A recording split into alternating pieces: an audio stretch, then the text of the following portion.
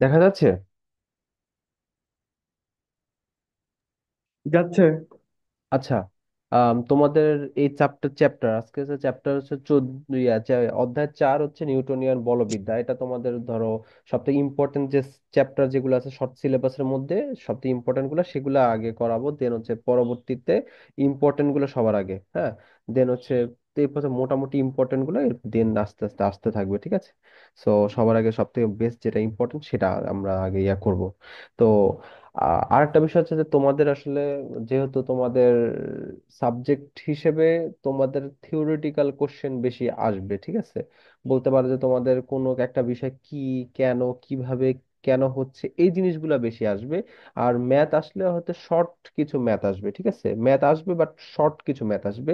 খুব বেশি তোমাদের বড় কোনো ম্যাথ আসবে না, যেহেতু এটা ইঞ্জিনিয়ারিং, যেগুলো ইঞ্জিনিয়ারিং ইউনিভার্সিটিতে যেগুলো আসে, সো ওরকম আসবে না। তো এখন আমরা যদি ইউনিভার্সিটি ইঞ্জিনিয়ারিং এর বিষয়গুলো যদি আমরা যদি প্র্যাকটিস করতে যাই, তাহলে জিনিসটা আরো এলাবোরেট হয়ে যাবে। সো তোমাদের সিলেবাস অনুসারে তোমাদের যেরকম আসতে পারে সেই হিসাবে আমরা এগুলা শেষ করব। সো যেহেতু এক্সাম যেহেতু দিয়েছি, আর আজকে তোমাদের হচ্ছে প্রথম এক্সাম ছিল, তো আমিও চাইছিলাম যে তোমাদের যে গুগল ফর্ম আকারে তোমাদেরকে নিব। ধরো তোমরা, লিঙ্ক থাকবে, লিঙ্কের মধ্যে ঢুকবে, একটা টাইম দেওয়া থাকবে, এই টাইমের মধ্যে তোমরা ওই ফোনের মধ্যেই দাগাইতে পারবা। ফোনের মধ্যে তোমরা ওই যে চারটা অপশন দেয়, চারটা অপশন দিয়ে দাগায় সাবমিট করতে করতে পারবা। তো আজকে তোমরা অনেকে পারবা, প্রবলেমে পড়তে পারো, এই চিন্তা করে দেন আমি আর এটাকে আমি পরিবর্তন করেছি। তো ভাবলাম এর নেক্সট থেকে ইনশাল্লাহ আমি ফর্ম আকারে তোমাদেরকে দিব, ঠিক আছে? তো যাই হোক, এর আগে তো ভাইয়া ওইভাবে নিয়েছিল পরীক্ষা। নিয়ে সেটা নিয়েছিল বাট আমি তো এটা তো জানতাম না, বুঝছো নাই? তো আমি আবার ভাবলাম যে ও, তোমরা অনেকে যদি ভুল করতে পারে বা অনেকে এটা না বুঝতে পারে, হ্যাঁ, এই জন্য ভাবলাম যে এবার নেক্সট এক্সাম গুলো ইনশাল্লাহ আমি ফর্ম আকারে নেবো, বুঝছো? তোমার লিঙ্ক দিয়ে দিব, সেই লিঙ্কে তোমরা যে ঢুকে তোমরা দেখাই দিবে, এটা তোমাদের জন্য আরো সহজ হবে। আচ্ছা, তোমাদের আমরা একটু বেসিকটা বেশি আলোচনা করব আর একটু ম্যাথ করব, ঠিক আছে? তো আজকে আমরা একটু বেসিকটা নিয়ে স্টার্ট করি, যেহেতু এক্সামটা নিয়েছে, তো আজকে আমরা খুব বেশি মানে যতটুকু পারি আমরা পড়ার চেষ্টা করব। তো যাই হোক, আম, তোমাদের মোটামুটি তো নিউটনিয়ন বলবিদ্যা সম্বন্ধে তোমাদের সবার আইডিয়া আছে না? আছে মোটামুটি। আচ্ছা, তাহলে আমি তোমাদেরকে জাস্ট ইম্পর্টেন্ট যেগুলো আছে সেগুলো আমি জাস্ট নোট করে রাখছি, আর এগুলো তোমরা পাবা। ক্লিয়ার? এগুলা তোমাদের পাবা ইনশাল্লাহ। তোমাদের ফুল চ্যাপ্টারটা আজকে রাত্রের মধ্যে বা কালকের মধ্যে ইনশাল্লাহ তোমরা এটা পুরো নোটটা পেয়ে যাবা, ঠিক আছে? আর তো যেটা খুব বেশি জানার প্রয়োজন আমরা সেটা শুধুমাত্র জানবো। তো প্রথমত হচ্ছে যে কি, নিউটনিয়ান বলবিদ্যার ক্ষেত্রে প্রথমত আমরা এখানে যেটা বলা না সেটা হচ্ছে জড়তা। জড়তা সম্পর্কে তোমরা তো সবাই জানো। জি। হুম, বলো তো যে, জড়তা কি?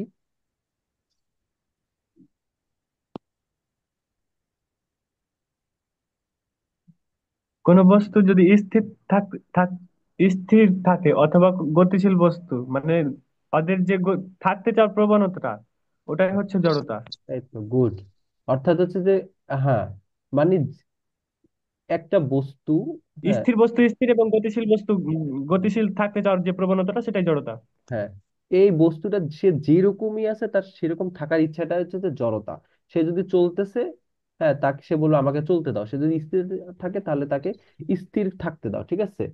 এখন এই জি। যে ধরো এই বস্তুটা ধরো গতিশীল, জড়তার সংজ্ঞা অনুসারে কি, এটা এটা গতিশীল থাকতে চাইবে, এটা যে সামনের দিকে যাচ্ছে, তো এটা কি গতিশীল থাকতে যাচ্ছে। এখন আমি এটাকে যদি জি। আমি থামাতে চাই, তাহলে আমাকে কি করতে হবে? বল প্রয়োগ বল করতে প্রয়োগ হবে। করতে হবে। এর বিপরীত দিকে আমাকে আরেকটা বল প্রয়োগ করতে হবে, যাতে দুইটা বল সমান হয়। যদি এটা যদি 5 নিউটন যদি হয়, তাহলে আমার বিপরীত আবার 5 নিউটন বল দিতে হবে। একটা হচ্ছে প্লাস, একটা হচ্ছে মাইনাস, মানে বিপরীত। একটা অপরটা বিপরীত, ঠিক আছে? তো দুই, এক্ষেত্রে কি হয়ে যাবে, তখন কি হয়ে যাবে, সমান হয়ে যাবে। নিট বল কি হয়ে যাবে, প্লাস মাইনাসে জিরো হয়ে যাবে, সুতরাং বস্তুটা কি হয়ে যাবে, থেমে যাবে, ঠিক আছে? তো এইখান থেকে আসে যে জি। বলের সংজ্ঞা।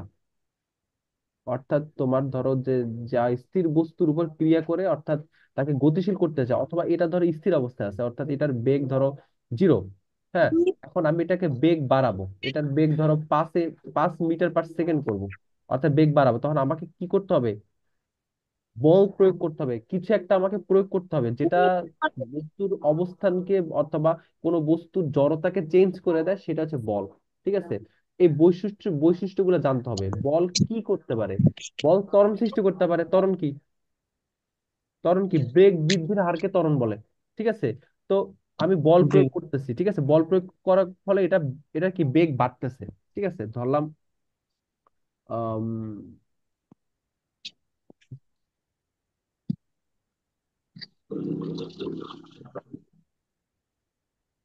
ধরলাম একটা এই ধরো গাড়ি।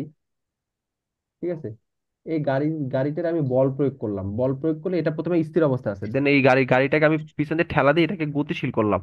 হ্যাঁ, তো এই গাড়ি এখান থেকে যাত্রা শুরু করে এ- এখানে আসলো। ঠিক আছে, এখানে আসলো। হ্যাঁ, এই এই এই বি বিন্দুতে আসলো। ধরো এখান থেকে যাত্রা শুরু করছে, বি বিন্দুতে আসছে ধরো 10 সেকেন্ডে। ঠিক আছে, তো এটার বেগ ছিল কত? বেগ ছিল ধরো হচ্ছে তোমার তোমার ধরলাম হচ্ছে 50 মিটার পার সেকেন্ড। তাহলে এটা ত্বরণ কত? ত্বরণ হচ্ছে তোমার ধরো ভি বাই টি, অর্থাৎ হচ্ছে তোমার ধরো 50/10। এটা তাহলে কি 5 ms ইনভার্স 2। অর্থাৎ তোমার যখন জিরো জিরো যখন ছিল বেগ, তখন আমি যে বল প্রয়োগ করছি, প্রতি সেকেন্ডে 5 মিটার করে তোমার হচ্ছে 5 মিটার পার সেকেন্ড করে তোমার হচ্ছে তোমার হচ্ছে কি 5 মিটার পার সেকেন্ড স্কোয়ার করে তোমার হচ্ছে যে কি বেগ বাড়ছে। বেগ বাড়তে বাড়তে শেষে এসে সে 50 মিটার পার সেকেন্ড বেগ বেগ প্রাপ্ত হয়েছে। ঠিক আছে, এটা কি বলা হয়? ত্বরণ। মানে এই 5 মিটার পার সেকেন্ড স্কোয়ার হারে করে বেগ বৃদ্ধি হয়েছে।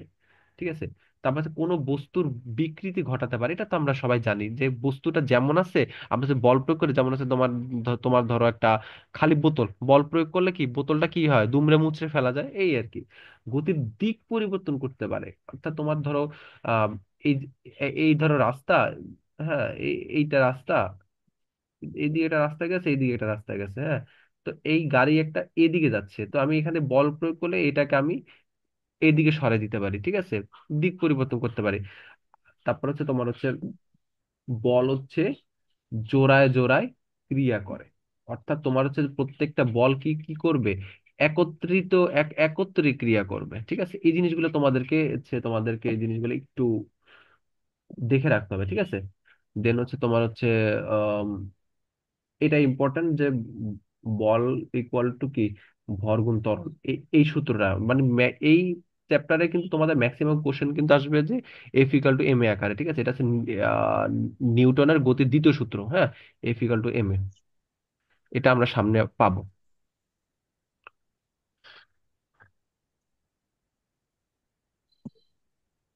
তো যাই হোক,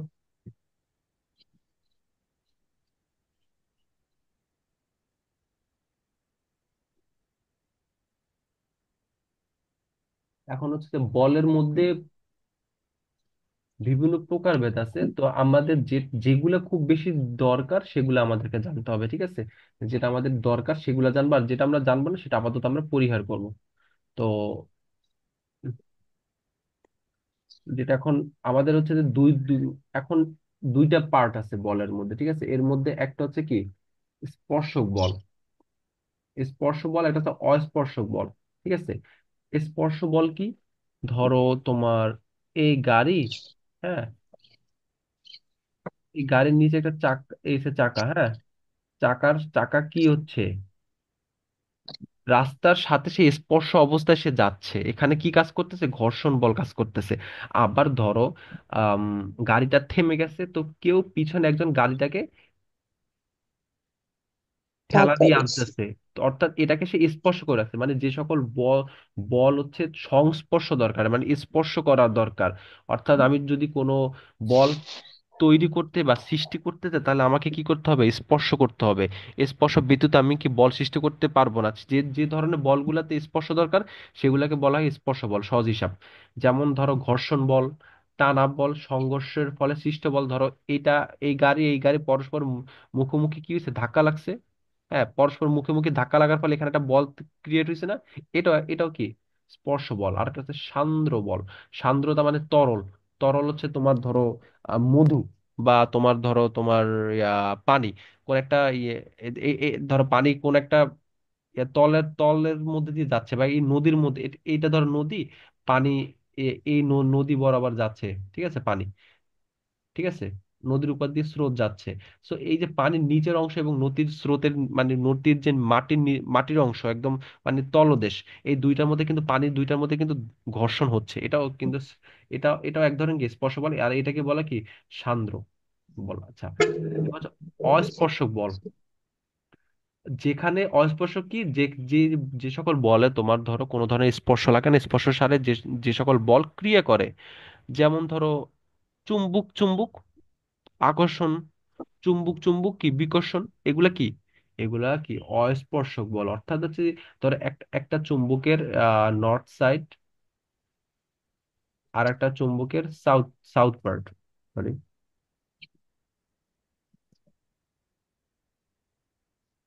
সাউথ সাউথ পার্ট, মানে পরস্পর এরা কি করবে, কি আকর্ষণ করবে, ঠিক আছে। এখানে কি, এখানে যে আকর্ষণ করতেছে, এখানে কি কোনো স্পর্শ প্রয়োজন হচ্ছে, বলো? না।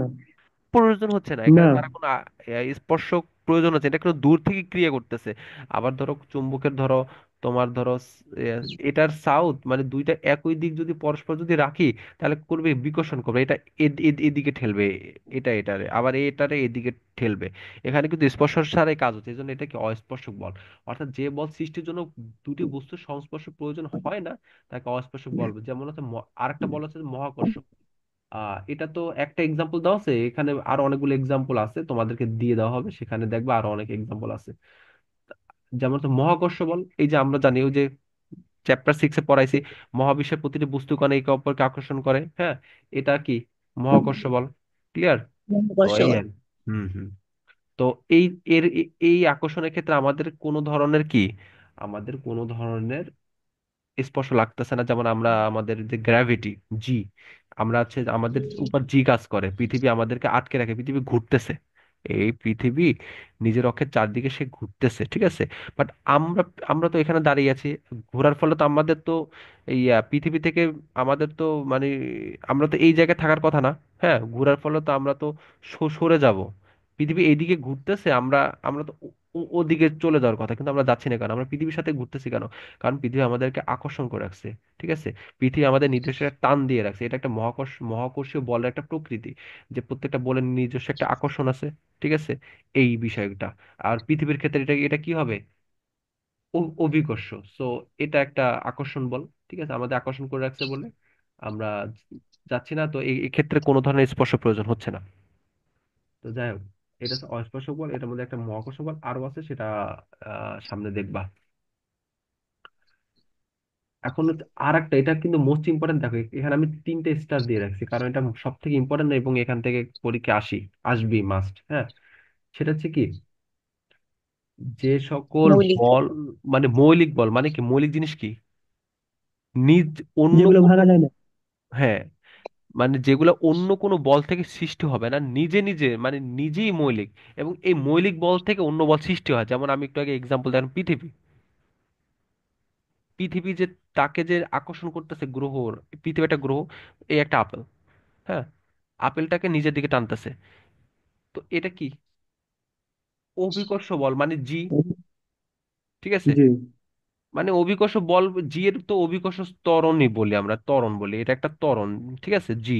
কিন্তু এই জিটা, এই যে ত্বরণটা হচ্ছে, তো এফ বলে আকর্ষণ করতেছে বলে তো ত্বরণটা হচ্ছে, এই জন্য এটাকে আমি জি বলতেছি। বাট আমি জি বলতে, এটাকে আমি পৃথিবী যে বলে আকর্ষণ করতেছে, এই আকর্ষণের ফলে যে ত্বরণ হচ্ছে সেটাই তো জি, ঠিক আছে।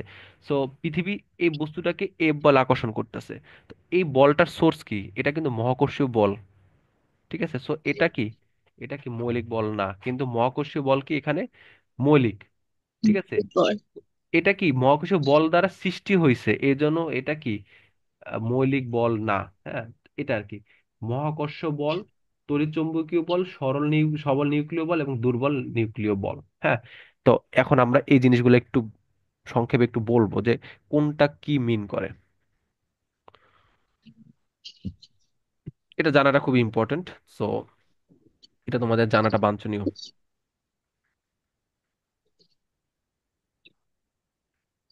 আচ্ছা, এখন ধরো প্রথম আছে মহাকর্ষীয় বল। এই মহাকর্ষীয় বল কিন্তু আমাদের প্রত্যেকটা জায়গায় বিদ্যমান আছে। এই ধরো মানে পুরা যে মহাবিশ্ব, আমাদের পৃথিবীর বাইরে সূর্য, গ্রহ, নক্ষত্র এবং এর পরে যত ধরনের নক্ষত্র আছে, বিলিয়ন বিলিয়নের সূর্যের মতো নক্ষত্র আছে, হ্যাঁ, আমাদের পুরা সৌর জগৎ থেকে শুরু করে পুরা মহাবিশ্বে, গ্যালাক্সির মধ্যে প্রত্যেকটা জায়গায় এই মহাকর্ষ বল বিদ্যমান। অর্থাৎ প্রত্যেকটা বস্তু একে অপরকে আকর্ষণ করে। ঠিক আছে, এটা সারা মহাবিশ্বেই এটা থাকবে। ঠিক আছে, তো এইটা হচ্ছে মহাকর্ষ বল। ক্লিয়ার? তো এখন আমি যদি তোমাদের একটা জিনিস দেখাই, আহ ওয়েট, তোমাদের একটা জিনিস দেখাচ্ছি।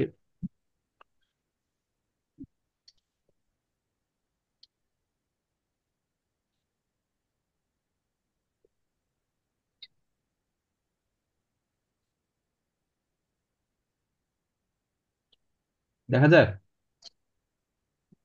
জি। এখানে দেখো, এখানে কিন্তু সুন্দর মতো টেবিল করে রাখা আছে, ঠিক আছে? এটা তোমরা পাবে। তো এখানে মহাকর্ষ বল, এখানে মানে মহাকর্ষ মহাকর্ষ বলের যে বৈশিষ্ট্য কি কি আছে, তড়িৎচুম্বকীয় বলের কি কি বৈশিষ্ট্য, সবল নিউক্লিয় বল, দুর্বল নিউক্লিয় বল, এদের কি কি কি বৈশিষ্ট্য আছে, এটা তোমাদের লেখা আছে।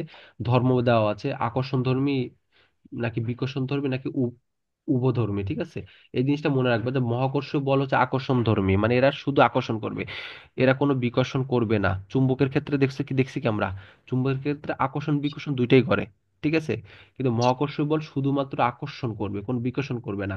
তড়িৎ চুম্বকীয় বল, এটা আকর্ষণ বিকর্ষণ করবে। ও চুম্বক তোমরা কিভাবে মনে রাখবা, এখানে চুম্বক দেওয়া আছে। হ্যাঁ, সুতরাং চুম্বক মানে কি, আমরা জানি কি চুম্বক আকর্ষণ বিকর্ষণ করে, যেহেতু বলা আছে যে চুম্বক, তার মানে কি আকর্ষণ বিকর্ষণ উভয় করবে। মহাকর্ষ বল আকর্ষণ করবে, সবল নিউক্লিয় বল শুধু আকর্ষণ করবে। খালি এটা মনে রাখবা, মানে এটা বেশি ইম্পর্টেন্ট। দুর্বল নিউক্লিয় বল শুধু বিকর্ষণ করবে, এটা কোনো আকর্ষণ করবে না। আমি এটা প্রত্যেকটা বুঝাচ্ছি। ঠিক আছে, যাই হোক। আম, এবং আরেকটা বিষয় যে মহাকর্ষ বলের পাল্লা অনেক দূরবর্তী হবে, মানে মহাকর্ষ বল হচ্ছে কোনো সীমা নাই। মানে একটা, আমরা ধরো একটা নির্দিষ্ট, যেমন ধরো এখানে তুমি দাঁড়াই আছো, এখানে তুমি ধরে তুমি দাঁড়ায় চিৎকার করতেছো, হ্যাঁ, তো একটা নির্দিষ্ট দূরত্ব পর্যন্ত শোনা যাবে না, এরপর কি আর শোনা যাবে? না। হ্যাঁ, তো কিন্তু মহাকর্ষ বলের ক্ষেত্রে এটা অসীম। মানে যতই দূরে থাক না কেন মহাকর্ষ বল থাকবে। হয়তো মান খুবই খুবই কম আসবে, শূন্যের কাছাকাছি আর হবে, বাট শূন্য হবে না। শূন্যের কাছাকাছি হবে, বাট শূন্য হবে না। মহাকর্ষীয় বল হচ্ছে অসীম, মানে এদের পাল্লা, মানে এদের হচ্ছে পাল্লা তো বুঝছে, এদের রেঞ্জ অসীম। এদের কোনো সীমা নাই, রেঞ্জের কোনো সীমা নাই। ঠিক আছে, এদের রেঞ্জ হচ্ছে অসীম। ঠিক আছে, এই অসীম, এ বলের মান কোনোদিন শূন্য হবে না। ঠিক আছে, আর সব থেকে পাল্লা সব থেকে কম কার? সবল নিউক্লিয় বল এবং দুর্বল দুর্বল নিউক্লিয় বলের। নিউক্লিয় বল। হ্যাঁ, দুর্বল নিউক্লিয়। এই দুইটার পাল্লা হচ্ছে কম। মানে এটা অল্প, মানে খুবই অল্প। এরা খুব অল্প রেঞ্জের মধ্যে কাজ করে, এর বাইরে কাজ করে না, খুবই খুবই ক্ষুদ্র, 10⁻⁻16 সামথিং মিটার, এই টাইপের রেঞ্জের মধ্যে কাজ করে, এর বাইরে করে না। আর মহাকর্ষ এবং তড়িৎচুম্বকীয় বল, এরা হচ্ছে অসীম, এই দুইটাই অসীম। এই দুইটা ক্ষেত্রেই যদি কোশ্চেনে যদি দেওয়া থাকে নিচের কোনটি তোমার পাল্লা হচ্ছে অসীম, ঠিক আছে, এই একটা দুইটা আহ তিনটা চারটা যদি দেওয়া থাকে তাহলে তোমরা এটাই দিবা। এর মধ্যে যদি, আর যদি এই তিনটা এবং হচ্ছে মহাকর্ষ বল না থাকে, তিনটা আর এক্সট্রা যদি কোনো একটা অপশন থাকে, তাহলে তোমরা তড়িৎচুম্বকীয় বল দিবা, বুঝছো? তো দুইটাই বলতে পারো যে 1 নাম্বার এবং 2 নাম্বার দুইটাই বলতে পারো অসীম। ঠিক আছে, আর যদি এখানে মহাকর্ষীয় বল যদি চারটায় যদি দেয়, তাহলে অফকোর্স মহাকর্ষীয় বল দেখাবা। ঠিক আছে, আচ্ছা, যাই হোক। এখন মহাকর্ষীয় বল, এখন আমাদের মনে একটা কোশ্চেন থাকতে পারে, যে তোমাদের মনে কারো কোশ্চেন থাকতে পারে যে, আচ্ছা এই মহাকর্ষীয় বল, এই যে মহাবিশ্বের যে আমরা নিউটনের সূত্র পড়ছিলাম না, F ইকুয়াল টু কি, G m1 × m2 / d²। হ্যাঁ, এই মহাবিশ্বের প্রত্যেকটা বস্তু কণা যে একে অপরকে আকর্ষণ করতেছে, এই যে এফ, প্রত্যেক এটা আসলে কোথা থেকে আসতেছে?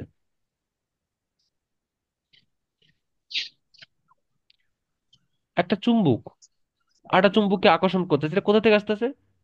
চুম্বক থেকে, ঠিক আছে, চুম্বক থেকে আসতেছে। মানে জি এই চুম্বকটাকে এই চুম্বকে আকর্ষণ করতেছে, ঠিক আছে। এই এই এই চুম্বকটা এটাকে আকর্ষণ করতে, এই এই এই এই চুম্বকটা এটাকে আকর্ষণ করে, চুম্বক থেকে পাচ্ছি। কিন্তু এই যে মহাকর্ষ যে বল, এটা আমরা কোথা থেকে পাই? এই কোশ্চেনটা যখন তোমরা যখন করবা, হ্যাঁ, তখনই তোমরা নিউটনের সূত্রের একটা, তোমরা পড়ছো কিনা জানি না, নিউটনের সূত্রের যে সীমাবদ্ধতা, গতিসূত্রের সীমাবদ্ধতা, এখানে এই একটা ইম্পর্টেন্ট বিষয়। এটা, এই জিনিসটা নিউটনের মাথায় আসে না, যে এই যে মহাবিশ্বের যে প্রত্যেকটা বস্তুগণ যে কাপড় আকর্ষণ করতে, এটা কোথা থেকে আসতেছে। এটা একটা নিউটনের গতিসূত্রের একটা সীমাবদ্ধতার একটা কারণ। যখন এবার তোমরা নিজেদেরকে কোশ্চেন করবা, এই কোশ্চেনটা কিন্তু স্যার আইজাক নিউটন কিন্তু করে নাই নিজেকে নিজে। যখন নিজেকে কোশ্চেন যখন করবা যে আসলে এইটা কোথা থেকে আসছে, তখন তোমরা বুঝতে পারবা যে নিউটন এটা ব্যাখ্যা করে নাই, অর্থাৎ এটা তার গতিসূত্রের সীমাবদ্ধতা, যেটা সে ব্যাখ্যা করেনি। বুঝছো? আমার কথা কি সবাই বুঝতে পারছো? ক্লিয়ার তো? জি আচ্ছা, না বুঝলে আমাকে বলবা। তো আসলে এখন বলি যে এই এফটা আসলে কোথা থেকে আসতেছে, এফ এর আসলে উৎস কি, এটা জানা দরকার। বিজ্ঞান স্যার আইনস্টাইনের তো নাম আমরা সবাই শুনছি। উনি কোন সূত্রের জন্য বিখ্যাত? আপেক্ষিক, রিলেটিভিটি, ঠিক আছে, আপেক্ষিকতার জন্য, আপেক্ষিকতার যে সূত্র, এই জন্য উনি বিখ্যাত, ঠিক আছে। কথা বুঝতে পারছো? জি আচ্ছা, এখন স্যার আইজাক নিউটনের আপেক্ষিকতা থেকে আমরা এফ, এটা কোথা থেকে আসছে সেটা আমরা ব্যাখ্যা করতে পারি। মজার একটা বিষয় দেখো, ধরো উনি, স্যার আইজাক নিউটন উনি বলছে যে দেখো, আমরা এই যে এটা বলতেছি, এটা কিন্তু এক দিলে দুই বাকি মারবো। আমরা যে এখানে যেটা বলতেছি না, এর ফলে আমরা যে নিচে যে সীমাবদ্ধটা, ওইটা আমরা কভার অনেকটা দিয়ে ফেলবো, ঠিক আছে। দেখো তোমরা একটার সাথে আরেকটা কিভাবে কভার দিই। উনি একটাকে ধরছেন টাইম, একটাকে ধরছেন স্পেস, এটাকে ধরলেন টাইম, এটাকে ধরলেন স্পেস, মানে স্পেস বুঝছো, স্থান এবং কাল, স্থান এবং এটা কি কাল, শব্দ থেকে। এটা মিউট হচ্ছে না, হ্যাঁ। উনি একটাকে ধরছেন স্থান আর একটাকে ধরছেন কাল, এটা হচ্ছে মানে এটা হচ্ছে স্থান আর এটা হচ্ছে সময়। এবং উনি বলছেন যে, আইনস্টাইন বলছেন যে স্থান এবং সময় কিন্তু পরিবর্তনশীল, এটা কিন্তু পরিবর্তন হয়, কিন্তু স্যার আইজাক নিউটন তিনি এই মতবাদ দেন নাই, তার ধারণা মতে এই দুইটা পরিবর্তন হয় না। তো এখানেই হচ্ছে নিউটনের আর একটা সীমাবদ্ধতা। তো তার কথা হিসাবে কি, স্থান এবং সময় দুইটা পরিবর্তনশীল, এটাকে আমি যদি গ্রাফ আকারে যদি ধরি, তাহলে হয় কি, দেখো দেখো, ধরো এটা কি এখন সমান আছে না দাগটা? জি হ্যাঁ। এখানে ধরলাম একটা গ্রহ, আমরা সবাই একটা স্থান এবং সময়ের একটা আহ সমতল রেখার উপর আমরা আছি, এটা এটা আমরা বলতে পারি। স্থান এবং সময়ের একটা সমতল রেখার উপরে আমরা সবাই অবস্থান করতেছি, ক্লিয়ার। মানে বলতে পারো যে স্থান এবং সময় যদি একটা পানি হয়, তাহলে আমরা তার উপরে ভাসমান আছি। এইভাবে আমরা চিন্তা করতে পারি। এটা ধরো পৃথিবী, এটা ধরো সূর্য, মানে পৃথিবীর মানে এই মহাবিশ্বে যত গ্রহ আছে সেগুলা, ঠিক আছে। এখন এটাকে জাস্ট পানির বদলে এখানে এটাকে একটা কাপড় ধরি। হুম, ধরো দুই পাশে আমরা লাগাই রাখছি একটা কাপড়, হ্যাঁ। তো ধরো আমরা কাপড়ের উপরে কিছু বস্তু রাখছি, মানে কিছু ভারী কোনো বস্তু রাখছি। এখন কি কাপড়টা কি সমান থাকবে?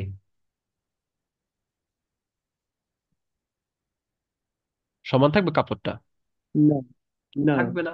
অবশ্যই একটু বেঁকে যাবে, নিচে নিচে দিয়ে একটু বেঁকে যাবে, ভারের জন্য একটু বেঁকে যাবে না? জি এই ধরো আমি একটু এরকম একটু বেঁকে যাবে না? জি এখন যার ভার যত বেশি, মানে যার ওজন যত বেশি হবে, তত বেশি নিচের দিকে যাবে না? অর্থাৎ ভর যত বেশি হবে, তত সে নিচের দিকে বাঁকবে না? এখন জি ধরো, তোমার ধরো, আম, জিনিসটা খেয়াল করো, এখানে একটা বস্তু রাখছি, এটা, আর এখানে একটা বড় একটা বস্তু রাখছি। এখন বলো, উম, মানে নিচের দিকে যাবে কোন, এ ক্ষেত্রে যাবে নাকি বি ক্ষেত্রে যাবে? বেশি যাবে বি কোনটা? ক্ষেত্রে নিচের দিকে বেশি যাবে। বেশি যাবে, কারণ বিটার কি ভর বেশি, এজন্য এর ক্ষেত্রে ভর বেশি। হ্যাঁ নিচের দিকে বেন্ড হবে বেশি। অর্থাৎ এর ক্ষেত্রে যদি এরকম বেন্ড হয়, এর ক্ষেত্রে এইরকম বেন্ড হবে, কারণ এর কি ভর বেশি। ঠিক আছে, এর ক্ষেত্রে বড় যেহেতু বেশি। ঠিক আছে, এখন তুমি এখন চিন্তা করো এই মহাবিশ্বের মধ্যে, এখন সেম ধরো এটা, এই কাপড়টাকে যদি তুমি একটা টাইমের কথা চিন্তা করো, টাইম এবং স্পেসের কথা যদি চিন্তা করো, যে এটা একটা সমতল রেখা, টাইম এবং স্পেস, সময় এবং স্থানের যদি একটা রেখা যদি চিন্তা করো, এটা একটা কাপড় হিসেবে কল্পনা করো। এখানে ধরো পৃথিবী আছে, পৃথিবী তো ছোট, সূর্য অনেক বড় না? জি। সূর্যটা, এখন তুমি আমাকে বলো তাহলে নিচের দিকে ডেবে যাবে কে বেশি, সূর্যের দিকটা নাকি পৃথিবীর দিকটা? সূর্যের দিকটা। সূর্যের দিকটা ডেবে যাচ্ছে। তার মানে রেখাটা কিরকম হচ্ছে, কিছুটা এরকম হচ্ছে না? এরকম হবে না? জি। জি। আর ব্ল্যাক হোল তো বুঝছো, ব্ল্যাক হোল তো তোমরা জানো, ব্ল্যাক হোল হচ্ছে ব্ল্যাক হোলের ভর সব থেকে বেশি। ব্ল্যাক হোলের এখানে ধরো হুম, ব্ল্যাক হোল আছে বিভিন্ন জায়গায়, ঠিক আছে, ব্ল্যাক হোলের ক্ষেত্রে এই জিনিসটা আরো বেশি নেমে যাবে না? জি।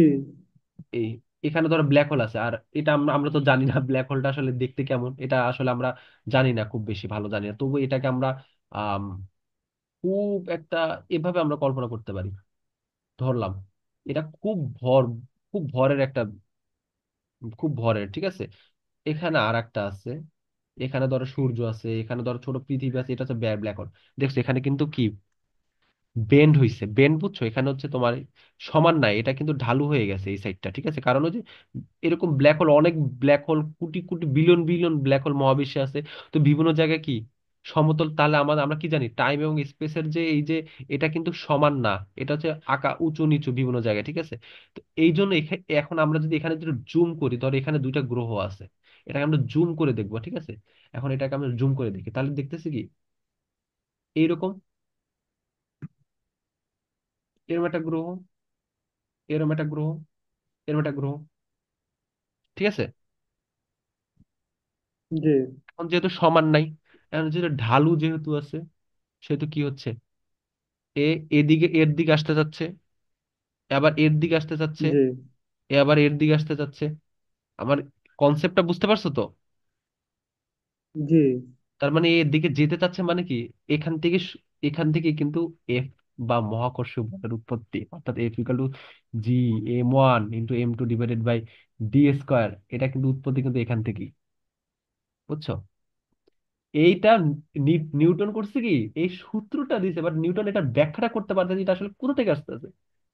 বিজ্ঞানী স্যার বিজ্ঞানী হচ্ছে আইনস্টাইন, তিনি এইটা ব্যাখ্যাটা করছে। এখানে আরো অনেক কিছু আছে, আমি সংক্ষেপে বললাম। এখন তোমাদের কোশ্চেন থাকতে পারে যে মহাবিশ্বে তো দুইটা বস্তুকণা আকর্ষণ করে, তাহলে তাহলে এখানে তো এটাকে যদি m1 ধরি, তাহলে m2 ধরি, তাহলে এ এটাকে আকর্ষণ করতেছে, কিন্তু এ তো ঢালু বেশি, এদিকে যাবে, সে একে কেন আকর্ষণ করবে?